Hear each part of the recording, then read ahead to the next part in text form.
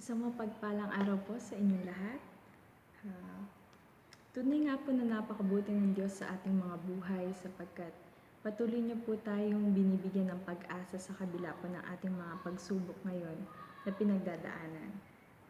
Ngayon po ako po yung maghahatid sa inyo ng isang salita ng Diyos na nagsasabi na huwag tayong mag-alala. O sa wikang Ingles, do not worry. Ukmang-ukma po ito ngayon sa ating pinagdadaanan sapagkat gaya po ng ating pinagdadaanan ngayon, lagi po tayong nag-aalala, nag-iisip para sa ating kakainin, sa ating iinumin, at kung ano yung magiging bukas pa natin. Pero sabi po ng Panginoon, huwag nating alalahanin yung mga bagay na yon. Gaya po ng nakasulat sa Matthew 6:25-34. Ating pong basahin yon sa ating mga Biblia. Buksan po natin ating mga Biblia sa Matthew chapter 6, verse 25-34.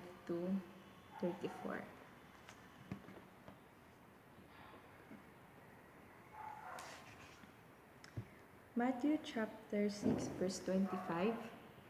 Kaya't sinasabi ko sa inyo, huwag kayong mabalisa tungkol sa inyong kakainin at sa inyong iinumin, upang kayo'y mabuhay o kaya'y tungkol sa susuotin ng inyong katawan. Hindi ba't ang buhay ay higit na mahalaga kaysa sa pagkain at ang katawan kaysa sa damit? Masdan ninyo ang mga ibon, hindi sila nagtatanim ni umaaniman o kaya'y nagtitipon sa kamalig. Ngunit pinapakain sila ng inyong amang na nasa langit. Hindi ba't higit kayong mahalaga kaysa sa mga ibon? Sino sa inyo ang makakapagpahaba ng kanyang buhay ng kahit isang oras sa pamamagitan ng kanyang pagkabalisa? 28. At bakit kayo nababalisa tungkol sa pananamit? Isipin ninyo kung papaano tumutubo ang mga bulaklak sa parang. Hindi sila nagtatrabaho, ni hindi gumagawa ng damit. Ngunit sinasabi ko sa inyo, kahit si Solomon sa kanyang karangyaan ay hindi nakapagdamit ng kasing ganda ng isang bulaklak na ito. Kung dinadamit ng Diyos ang damo sa paraan ng buhay ngayon at kinabukasan ay ginagatong sa kalan, kayo pa kaya kay liit ng inyong pananampalataya. 31. Kaya't huwag kayong mag-alala na baka kayo kapusin sa pagkain, inumin o damit. Hindi ba't ang hintil ang nagbabahala tungkol sa mga bagay na ito? Alam na ng inyong Ama na nasa langit ang kailangan ninyo sa lahat ng ito.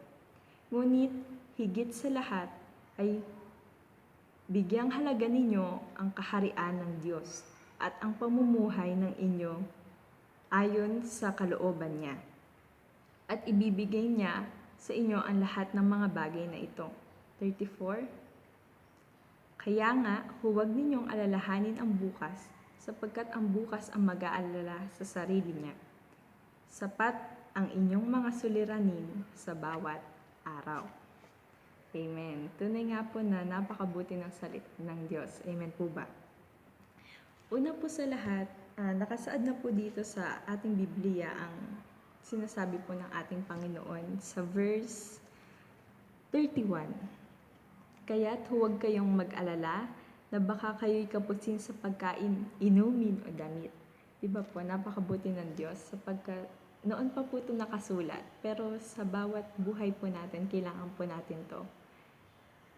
Kailangan po nating laging basahin yung salita ng Diyos upang lagi po nating marinig yung pahiwatig niya para sa atin, lalo na po sa panahon ngayon.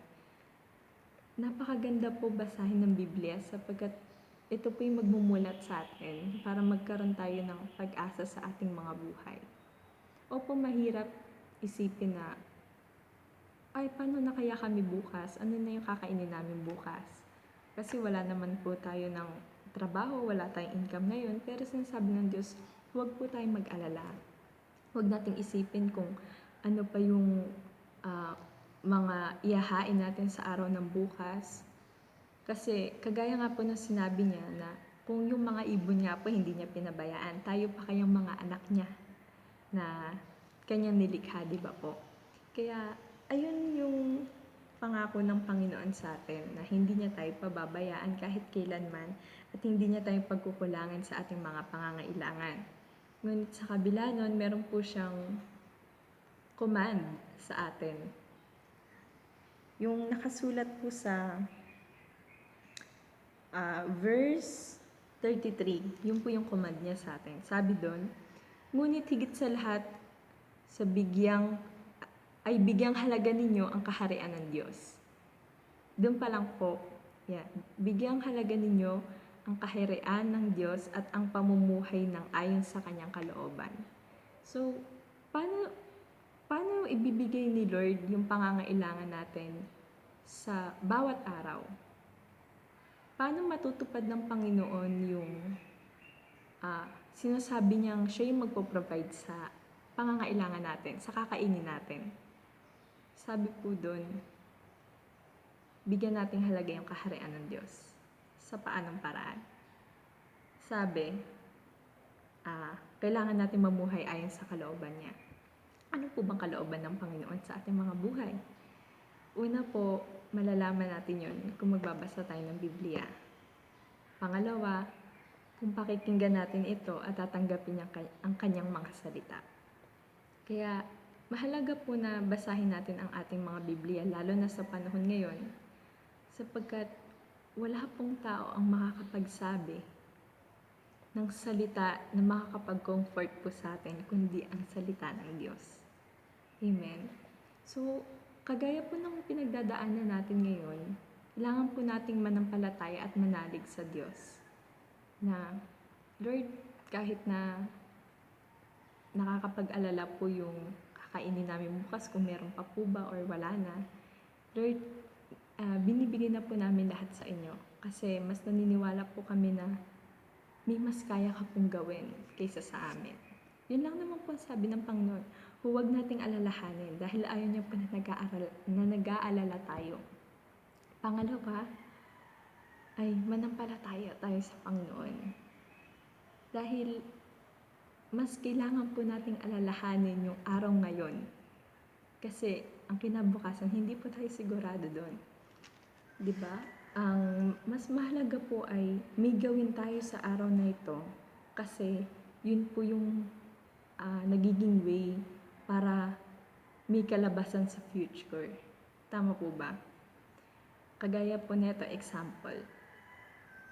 Ako po bilang estudyante, kung pag-iigihan ko po ang pag-aaral ko ngayon, yun po ay magsasalamin sa kinabukasan ko. So, hindi ko po kailangan masyadong isipin yung kinabukasan ko. Kasi, ang kailangan ko pong gawin ay yung ngayon. Kasi wala po akong magagawa sa kinabukasan eh. Pero may magagawa po ako ngayon. Kaya wag po tayong mag-alala. Ganon din po sa inyong mga buhay, sa ating buhay. Huwag po natin alalahanin yung kinabukasan. Alalahanin po natin yung ngayon dahil hindi po natin alam kung kailan darating ang Panginoon. Kailangan maging handa tayo ngayon. Kailangan makilala natin ang Panginoon na lubusan ngayon. Kasi kinabukasan, maaring dumating siya, maaring kunin niya tayo, o maaaring may mangyari sa ating buhay na hindi natin inaasahan. Di ba po? Kaya mahalagang huwag natin alalahanin yung kinabukasan. Kundi,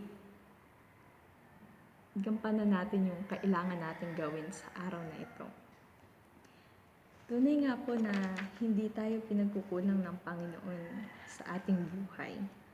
Sapagkat alam niya alam niya kung ano yung dapat nating gawin. Alam niya yung dapat niyang ibigay sa atin sa mga panahon na kailangan natin siya. Pero sa binasa po natin sa Matthew, lahat doon sinabi niya yung mga pangako niya, sinabi niya yung mga dapat niyang gawin, pero higit sa lahat po doon, may sinabi siya na warning para sa atin. Kung patuloy tayong mag-aalala sa ating kinabukasan. Ito po yung warning ng Panginoon sa atin. Kung patuloy tayong mamumroblema sa mga ganong bagay, ay hindi tayo lalago at patuloy lang tayong mag-aalala at walang mangyayari. Tama po. ito po yung na-realize ko. Na-realize ko po na tama yung sinabi ni Lord na huwag nating alalahanin yung kinabukasan, kung anong kakainin, ano yung iinumin. Kasi ang mahalaga po yung ngayon. Kasi kung patuloy lang po tayong mag-aalala, wala pong mangyayari. Pero dapat meron po tayong gawin. Yun po ang sinasabi ng Panginoon. Huwag tayong mag-alala sa kinabukasan, ngunit kumilos tayo ngayon ng ayon sa kanyang kalooban. Lagi po tayong manalangin, lagi po tayong dumulog sa ating Panginoon, lagi nating basahin ang ating mga Biblia. At yun po yung way para hindi po tayo mag-alala at para mas manalig pa tayo sa Kanya. Dahil paano natin malalaman yung will ni Lord kung hindi natin pinakikinggan yung dapat niya, yung mga sinasabi niya sa Bible, di ba? So, kagaya po nun, doon pa lamang po sa title natin ngayon na Do Not Worry, doon po natin makikita yung kabutihan ng Diyos. Kasi hindi niya po tayo hinahayaan na mag-alala, na mag-isip ng marami. Dahil sinasabi niya na siya yung Diyos na magpo-provide sa atin. Pero ang kailangan natin gawin ay unahin ang kanyang kaharian at mamuhay ng ayon sa kanyang kalooban. Amen po. Kaya ngayon po, ako po ay mananalangin para sa ating lahat upang maisabuhay po natin itong nabasa natin sa Matthew chapter 6 verse 25 to 34 nang sa gayon ay samahan tayo ng Panginoon upang tayo ay mas lalong tumatag, na tayo ay magkaroon ng pag-asa sa ating mga buhay at magkaroon tayo ng presence of mind sa lahat ng bagay. Amen. Hallelujah. Tayo po ay yumuko at manalangin. Dakilang Diyos na makapangyarihan sa lahat, Ama, pinupuri ka po namin, Panginoon, at pinapasalamatan sa araw na to, O Diyos. Marami pong salamat, Panginoon, sa iyong salita. Maraming salamat, Panginoon, sapagkat patuloy mo kaming sinasamahan sa aming karera, Panginoon, ngayon. Lord, gaya ng sinabi mo sa Matthew, Lord God, na huwag ho kami mag-alala sa aming kinabukasan, sapagkat nandyan ka, Panginoon, na tutugon ng lahat ng aming pangangailangan, Lord.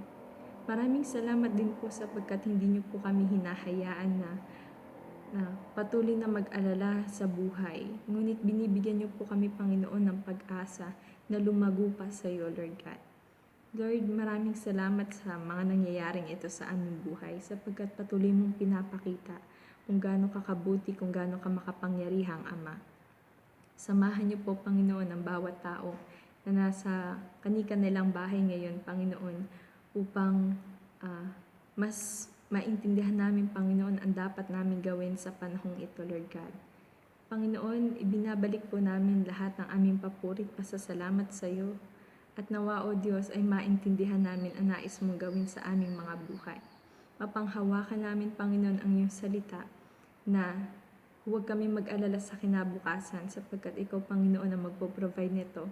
Ngunit sa kabila nito, O Diyos, ay samahan niyo kami na mapagtagumpayan namin yung dapat namin gawin, na unahin namin ang iyong kaharian at sundin ang iyong kalooban, Lord God.